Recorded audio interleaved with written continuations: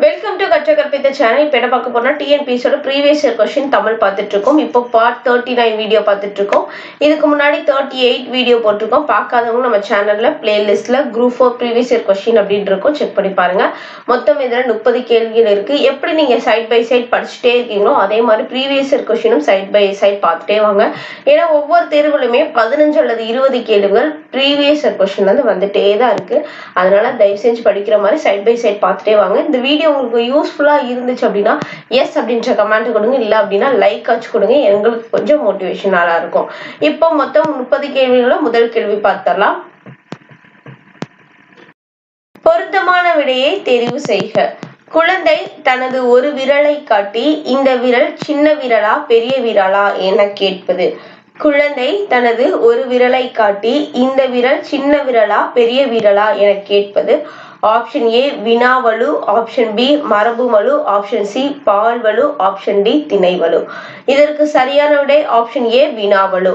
Option A வினாவலு. குழந்தை தனது ஒரு விரலை காட்டி இந்த விரல் சின்ன விரலா பெரிய விரலா என கேட்பது வினாவலு. அடுத்து இரண்டாவது கேள்வி.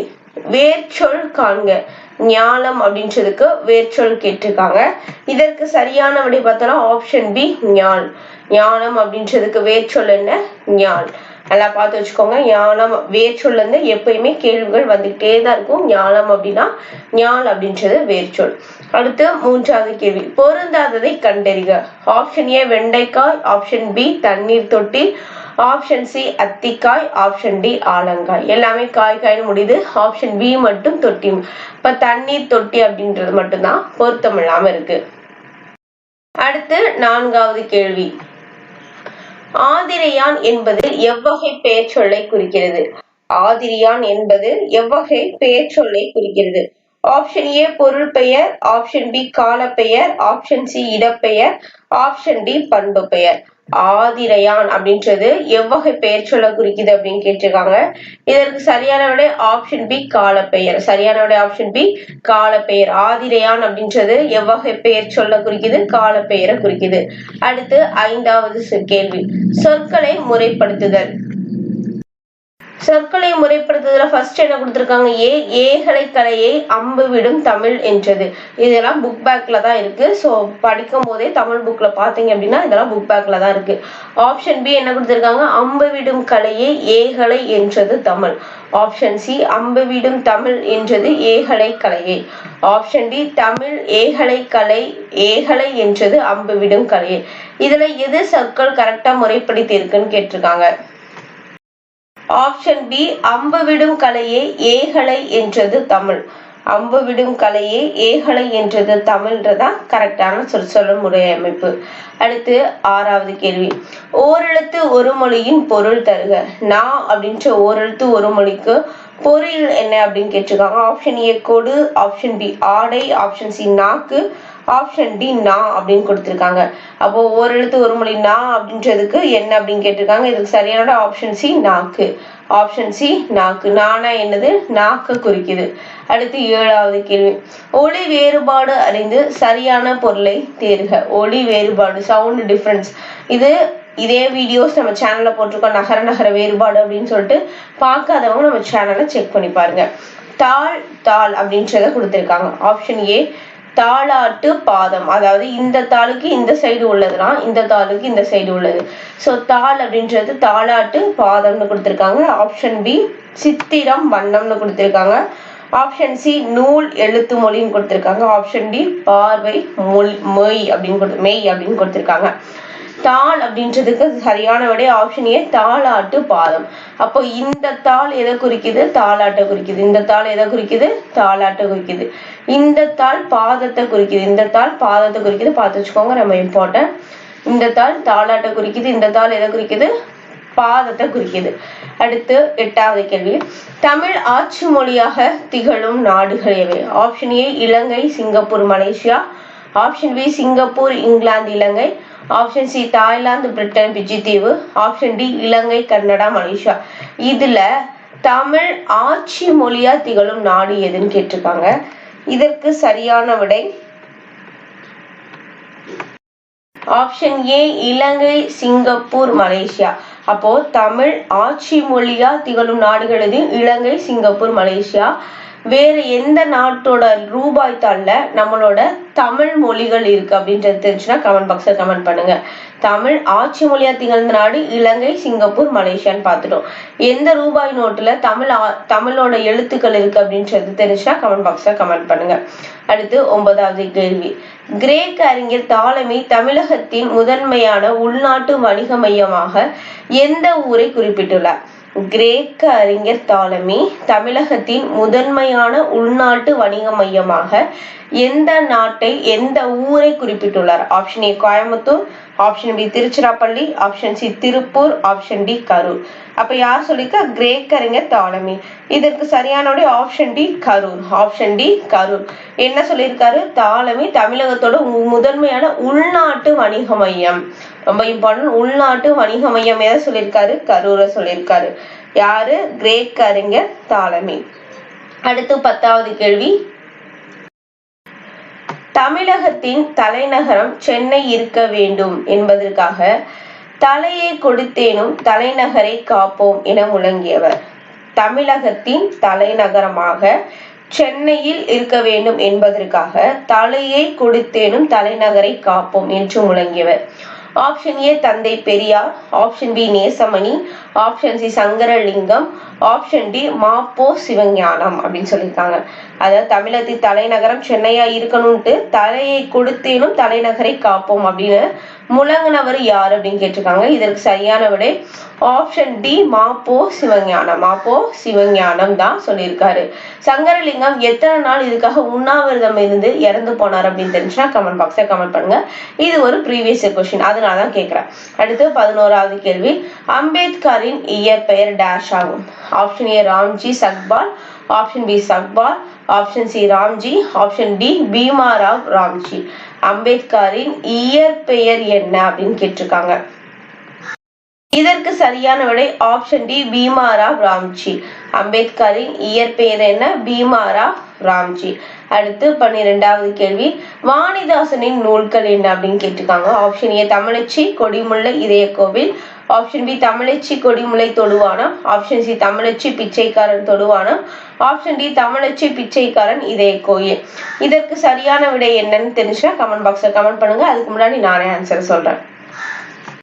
இதற்கு சரியான விடை ஆப்ஷன் பி தமிழச்சி, கொடிமுல்லை, தொடுவானம் அப்படின்றதான் சரியான ஆன்சர். அடுத்து 13வது கேள்வி. ஆண்டி பண்டாரம் உன்னை வேண்டிக் கொண்டேனே என்னும் நாட்டு பாடலை ஓட்டி தீண்டாதார் விண்ணப்பம் பாடியவர். Option A Bharathiyar, option B Kavimani Desika விநாயகனா, option C Bharathidasan, option D Namakkal கவிஞர் ராமலிங்கனா. ஆண்டி பண்டாரம் உன்னை வேண்டிக் கொண்டேனே என்னும் நாட்டு பாடலை ஒட்டி தீண்டாதார் விண்ணப்பம் பாடியவர் யார் அப்படின்னு கேட்டிருக்காங்க. இதற்கு சரியான விட ஆப்ஷன் பி கவிமணி தேசிய விநாயகனார்.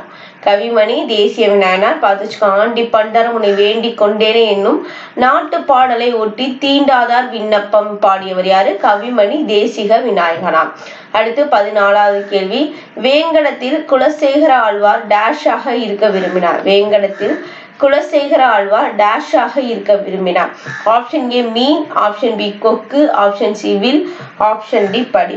எங்க வேங்கடத்தில் குலசேகர ஆழ்வார் என்னவா இருக்க விரும்பியிருக்காரு? ஆப்ஷன் டி படி.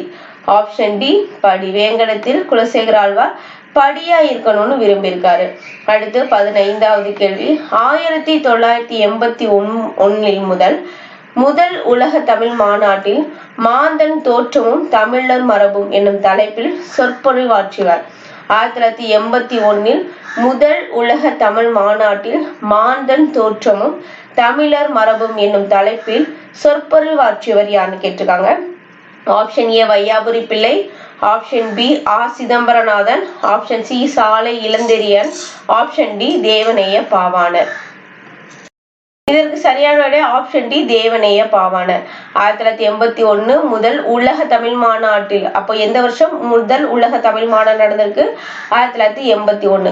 மாந்தன் தோற்றமும் தமிழர் மரபும் அப்படின்றதுல சொற்பொழிவாற்றியவர் யாரு? தேவநேய பாவாணர். அடுத்து 16வது கேள்வி. தமிழ் மகள் என்று பாரதியாரால் அழைக்கப்பெற்ற பெண்பார் புலவர். Option A Avvaiyar, option B Kakkai Padiniyar, option C Velli Veethiyar, option D Narkannaiyar. Tamil மகள் என்று யார் சொல்லியிருக்கா? பாரதியார் சொல்லியிருக்காரு. ஸோ ரொம்ப இம்பார்ட்டன்ட். பாரதியார் யார சொல்லியிருக்காரு? இதற்கு சரியான விட ஆப்ஷன் ஏ ஔவையார். அப்ப தமிழ் மகள்னு பாரதியார் யார சொல்லியிருக்காரு? ஔவையார சொல்லியிருக்காரு. அடுத்து 17வது கேள்வி, கூற்றும் காரணம் பார்க்க போறோம். கூற்று என்ன கொடுத்திருக்காங்க? காவடி ஆட்டம் மரத்தண்டின் இரு முனைகளும் சிற்ப வேலைப்பாடுகள் உள்ள பல வகை பொருத்தி மூங்கில் குச்சிகளில் அரைவட்டமாக இறைக்கப்படுகின்றன. காவடி ஆட்டம் அப்படின்றது மரத்தண்டின் இரு முனைகளையும் சிற்ப வேலைப்பாடு உள்ள பல வகை பொருத்தி மூங்கில் குச்சிகளால் அரைவட்டமாக இணைக்கப்படுகின்றன. இதுக்கு காரணம் என்ன கொடுத்திருக்காங்கன்னா, கா என்பதற்கு பாரம் தாங்கும் கோல் போல், பாரந்தாங்கும் போல் என்பது பொருள்படுது. அப்போ காவடி ஆட்டம்னா கூற்று என்னன்னு பார்த்தோம். கூற்று என்ன பார்த்தோம்? காவடி ஆட்டம் மரத்தண்டின் இரு முனைகளும் சிற்ப வேலைப்பாடுகள் பொருத்தி பல வகை மூங்கில் குச்சிகளால் அரைவட்டமா இருக்குன்னு பார்த்தாச்சு. காரணம் என்ன பார்க்கிறோம்? கா என்பதற்கு பாரந்தாங்கும் கோல் அப்படின்னு தான் வரும். போல்னு கொடுத்திருக்காங்க, கோல்னு இருக்கும் அப்படின்னு பார்த்தாச்சு. இதற்கு என்ன கொடுத்திருக்காங்க? ஆப்ஷன் ஏ கூற்று சரி, காரணம் தவறு. ஆப்ஷன் பி கூற்று சரி, காரணமும் சரி. ஆப்ஷன் சி கூற்று தவறு, கூற்று தவறு, காரணம் சரி. ஆப்ஷன் டி கூற்று சரி, காரணம் சரி. ஆனால் கூற்றுக்கான சரியான விளக்கம் இல்லைன்னு கொடுத்திருக்காங்க. இதற்கு சரியான விடை கூற்றும் சரி, காரணமும் சரி அப்படின்றது. அப்ப கூற்று என்ன? காவடி ஆட்டம் மரத்தண்டின் இரு முனைகளும் சிற்ப வேலைப்பாடுகள் பல வகை பொருத்தி மூங்கில் குச்சிகளை அரைவட்டமாக இணைக்கப்படுகின்றது. காரணம் கா என்பதற்கு பாரந்தாங்கும் கோல் என்பது பொருள். அடுத்து 18வது கேள்வி, மரக்கால் கூத்து என்று அழைக்கப்படுவது. மரக்கால் கூத்து என்று அழைக்கப்படுவது. ஆப்ஷன் ஏ கோலாட்டம், ஆப்ஷன் பி பொய்க்கால் குதிரை ஆட்டம், ஆப்ஷன் சி பொடிக்களி ஆட்டம், ஆப்ஷன் டி களியல் ஆட்டம் அப்படின்னு சொல்லியிருக்காங்க. அப்போ மரக்கால் கூத்து அப்படின்னு அழைக்கப்படுவது எது? ஆப்ஷன் பி பொய்க்கால் குதிரை ஆட்டம். மரக்கால் கூத்துனா என்னது? பொய்க்கால் குதிரை ஆட்டம். அடுத்து 19வது கேள்வி, உலக சரித்திரம் என்று புகழ்பெற்ற நூலின் ஆசிரியர். உலக சரித்திரம் என்ற புகழ்பெற்ற நூலின் ஆசிரியர். Option A Gandhiyadigal, option B Indira Gandhi, option C Jawaharlal Nehru, option D Sardar Vallabhbhai Patel. உலக சரித்திரம் என்ற நூலின் ஆசிரியர், புகழ்பெற்ற நூலின் ஆசிரியர் யாருன்னு கேட்டிருக்காங்க. இதற்கு சரியான விடை ஆப்ஷன் சி ஜவஹர்லால் நேரு. இதற்கு சரியான விடை ஆப்ஷன் சி ஜவஹர்லால் நேரு. அடுத்து 20வது கேள்வி, உவமையால் விளக்கப்பெறும் பொருத்தமான பொருளை தேர்ந்தெடுங்க. வளவன் கிணற்று தவளை போல வாழ்ந்தான். இந்த கிணற்று தவளை அப்படின்றத உவமை. இது எதுக்காக பொருந்ததுன்னு கேட்டிருக்காங்க. ஆப்ஷன் ஏ வளவன் எல்லாம் அறிந்தவனாக வாழ்ந்தான். ஆப்ஷன் பி வளவன் எதுவும் அறியாதவனாக வாழ்ந்தான். ஆப்ஷன் சி வளவன் குறுகிய அறிவுடையவனாக வாழ்ந்தான். ஆப்ஷன் டி வளவன் மூடனாக வாழ்ந்தான் சொல்லியிருக்காங்க. அப்போ இந்த கிணற்று தவளைக்கு எது பொருத்தமா இருக்கு அப்படின்னு கேட்டிருக்காங்க. இதற்கு சரியான ஆப்ஷன் வளவன் சி குறுகிய அறிவுடையவனாக வாழ்ந்தான் அப்படின்றது. வளவன் குறுகிய அறிவுடையவனாக கிணத்துக்குள்ளேயே இருந்திருக்கான். ஒருத்தவங்க சொல்றது அந்த மாதிரி. அப்ப குறுகிய அறிவுடையவனாக வாழ்ந்தான்றதுதான் கரெக்ட். எப்படிலாம் ஊமை பொருள் கேட்கிறாங்கன்னு பார்த்து வச்சுக்கோங்க. அடுத்து 21வது கேள்வி, அதேதான் ஊமையால் விளக்கப்படும் பொருத்தமான பொருளை தேர்ந்தெடுக. பாரியின் பரம்பு மலை புகழ் குன்றின் மேலிட்ட விளக்கு போல் பரவியது. பாரியின் பரம்பு மலையின் புகழ் குன்றின் மேலிட்ட விளக்கு போல் பரவியது. ஆப்ஷன் ஏ விளக்கு குன்றின் மேல் அமைந்துள்ளது. ஆப்ஷன் பி பரம்பு மலையின் புகழ் மங்கியது. ஆப்ஷன் சி பரம்பு மலையின் விளக்கு அமையவில்லை. ஆப்ஷன் டி பரம்பு மலையின் புகழ் ஓங்கியது அப்படின்னு கொடுத்திருக்காங்க. இதற்கு சரியான விடை ஆப்ஷன் டி பரம்பு மலையின் புகழ் ஓங்கியது. அப்போ பரம்பு மலையின் புகழ் குன்றின் மேலிட்ட விளக்கு போல் பரவியதற்கு என்னது? பரம்பு மலையின் புகழ் ஓங்கியது அப்படின்றது கரெக்டான விடை. அடுத்து 22வது கேள்வி, கீழ் வருவனவற்றுள் செய்வினை வாக்கியம் எது அப்படின்னு கேட்டிருக்காங்க. ஆப்ஷன் ஏ விருது வழங்கியது யார். ஆப்ஷன் பி வேளா இலக்கணத்தின் நன்றாக படி. ஆப்ஷன் சி அமைச்சர் விருது வழங்கினார். ஆப்ஷன் டி நான் இலக்கணம் கற்று வாழ்வின் உயர்ந்தேன்னு சொல்லியிருக்காங்க. இதற்கு எது செய்வினை வாக்கியம் கேட்டிருக்காங்க. இதற்கு சரியான விடை ஆப்ஷன் சி அமைச்சர் விருது வழங்கினார் அப்படின்றது. கீழ் வருவனவற்று செய்வினை வாக்கியம் எது? அமைச்சர் விருது வழங்கினார் அப்படின்றதா செய்வினை வாக்கியம். அடுத்து 23வது, கீழ் வருவனவற்றில் வினாத்தொடர் அல்லாத ஒன்றை கண்டுபிடி. இதுல வினாத்தொடர் இல்லாதது எப்படிங்கிற வினாத்தொடர் நம்ம எப்படி கண்டுபிடிப்போம்? கொஸ்டின் மார்க் லாஸ்ட்ல வந்திருக்கும், அதை வச்சு கண்டுபிடிப்போம். ஆனா இதுல எப்படி கேட்டிருக்காங்கன்னு பாருங்க. காணலின் நீரோ ஆப்ஷன் பி வானகமே இளம் வெயிலே மரச்செறிவே, ஆப்ஷன் சி காட்சி பிழைதானோ, ஆப்ஷன் டி நானும் ஒரு கனவோ அப்படின்னு கொடுத்திருக்காங்க. இதற்கு சரியான விடை வினா தொடர் அல்லாதது என்ன அப்படின்னா வானகமே இளம் வெயிலே மரச்செறிவே, கமா போட்டு ஒரு காமனான ஒரு வார்த்தையா இருக்கு, அப்போ சாதாரண ஒரு செய்தியா இருக்கு, அப்போ இதுதான் வினா தொடர் அல்ல அப்படின்னு சொல்லியிருக்காங்க. அடுத்து 24 கணித மேதாவியார் எந்த சமயத்தை சேர்ந்தவர், ஆப்ஷன் ஏ சைவம், ஆப்ஷன் பி சமணம், ஆப்ஷன் சி வைணவம், ஆப்ஷன் டி பௌத்தம் கொடுத்திருக்காங்க. அப்போ கணித மேதாவியார் எந்த சமயத்தை சார்ந்தவர் கேட்டிருக்காங்க. இதற்கு சரியான ஆப்ஷன் பி சமணம், ஆப்ஷன் பி சமணம். கணித மேதாவியார் எந்த சமயத்தை சார்ந்தவர், சமண சமயத்தை சார்ந்தவங்க. அடுத்து 25 அடிநிமிர் வில்லா செய்யுள் தொகுதி அறம்பொருள் இன்பம் அடுக்கி அவ்வகை திறப்பட வருவது, அடிநிமிர் வில்லா செய்யுள் தொகுதி அறம்பொருள் இன்பம் அடுக்கி அவ்வகை திறம்பட வருவது, ஆப்ஷன் ஏ கீழ்கணக்கு நூல்கள், ஆப்ஷன் பி மேற்கணக்கு நூல்கள், option C Tolkappiyam, option D Nannul. என்ன கேட்டிருக்காங்க, அடிநிமிர் வில்ல செய்யுள் தொகுதி அறம்பொருள் இன்பம் அடுக்கி அவ்வகை திறம்பட வருவது, இதற்கு சரியான ஆப்ஷன் ஏ கீழ்கணக்கு நூல்கள், ஆப்ஷன் ஏ கீழ்கணக்கு நூல்கள். அடுத்து 26வது கேள்வி வாழ்வுக்குரிய அன்பு நெறியை கூறும் உயர்ந்த நூல் திருக்குறள் என்று பாராட்டியவர். திருக்குறள் பத்தின கேள்விகள்லாம் ரொம்ப முக்கியம், எழுதி வச்சு படிச்சு வச்சுக்கோங்க. திருக்குறள் பத்தின தகவல் திருக்குறள் தொடர்பான செய்திகள் ஸ்கூல் புக்ஸ்ல எங்கெங்க இருக்கோ அதை எல்லாத்தையும் சேர்த்து நம்ம சேனல்ல ஒரு வீடியோவா போட்டிருக்கோம், பார்க்காதவங்க அதை செக் பண்ணி பார்த்துக்கோங்க. இப்போ வாழ்வுக்குரிய அன்பு நெறியை கூறும் உயர்ந்த நூல் திருக்குறள் என்று பாராட்டியவர் யார்? சரியான விடை ஆப்ஷன் பி ஆல்பர்ட் ஸ்பைசர். வாழ்வுக்குரிய அன்பு நெறியை கூறும் உயர்ந்த நூல் திருக்குறள் என்று பாராட்டியவர் ஆல்பர்ட் ஸ்பைசர். அடுத்து 27வது கேள்வி தமிழ் 3000 என அழைக்கப்படும் நூல், தமிழ் 3000 எனும் அழைக்கப்படும் நூல் இது, option A Thevaram, option B Periya Puranam, option C Thirumanthiram, option D Silappathikaram. Tamil 3000 எனும் அழைக்கப்படும் நூல், இதற்கு சரியான விடை option C Thirumanthiram, option C Thirumanthiram. Tamil 3000 எனும் அழைக்கப்படும் நூல் இது திருமந்திரம்.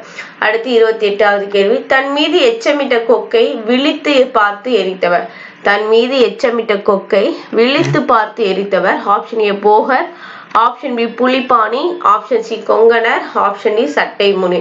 தன் மீது எச்சமிட்ட கொக்கை விழித்து பார்த்து எரித்தவர் யாருன்னு கேட்டிருக்காங்க. இதற்கு சரியான option C Konganar, option C Konganar.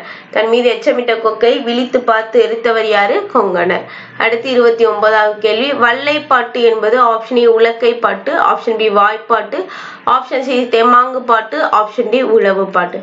வல்லைப்பாட்டு அப்படின்றது என்னன்னு கேட்டிருக்காங்க. இதற்கு சரியான ஆப்ஷன் ஏ உலக்கை பாட்டு, ஆப்ஷன் ஏ உலக்கை பாட்டு. வல்லைப்பாட்டுனா என்னது? உலக்கை பாட்டு. அடுத்து 30வது கேள்வி தற்போது நான் செய்யினும் நீ பொறுத்தல் வேண்டும், அதாவது இயல்பு சொற்களை கேட்டிருக்காங்க. இந்த பாடல் வரிய கொடுத்து இயல்பு சொற்கள் கேட்டிருக்காங்க. எதுகைனா என்ன, மோனைனா என்ன, இயல்புனா என்ன, இதுல இருந்து கண்டிப்பா எப்பயுமே 2-3 கேள்விகள் நம்ம தேர்வுல வந்துகிட்டே இருக்கும். அதனால என்ன அப்படின்றத கமெண்ட் பாக்ஸ்ல கமெண்ட் பண்ணுங்க, தெரியாதவங்களும் தெரிஞ்சுக்கிடுவாங்க. இப்போ இதற்கு இயல்பு சொற்கள் கேட்டிருக்காங்க. இதற்கு சரியான விடை ஆப்ஷன் டி வேண்டும் வேண்டும். இதற்கு சரியான விடை ஆப்ஷன் டி வேண்டும் வேண்டும். மொத்தம் இதுல ஒரு 30 கேள்விகள் இருக்கு. 30 கேள்விகளுமே நம்மளோட டிஎன்பிஎஸ்சில ப்ரீவியஸ் இயர் கொஸ்டின் தான். இதுல எப்பயுமே ஒவ்வொரு தேர்வுக்குமே 15 அல்லது 20 கேள்விகள் வந்துட்டே தான் இருக்கும். வேற ஏதாவது எனக்கு தமிழ் இம்பார்ட்டன்ட் கொஸ்டின் கொடுங்க, நான் டெஸ்ட் மாதிரி போட்டு பார்க்கணும்னு கேட்டாலும் சரி, இல்லை ஹிஸ்ட்ரி, ஜியோகிராஃபி, சிவிக்ஸ், எக்கனாமிக்ஸ் என்ன வேணும் அப்படின்றது உங்களுக்கு தேவை என்ன இருக்கோ அதை கமெண்ட் பாக்ஸ்ல கமெண்ட் பண்ணீங்க அப்படின்னா அந்த கேள்விகளை நாங்கள் கொடுக்குறோம். இந்த வீடியோ உங்களுக்கு பிடிச்சிருந்துச்சு அப்படின்னா லைக் பண்ணுங்க, ஷேர் பண்ணுங்க, சப்ஸ்கிரைப் பண்ணிக்கோங்க. நன்றி.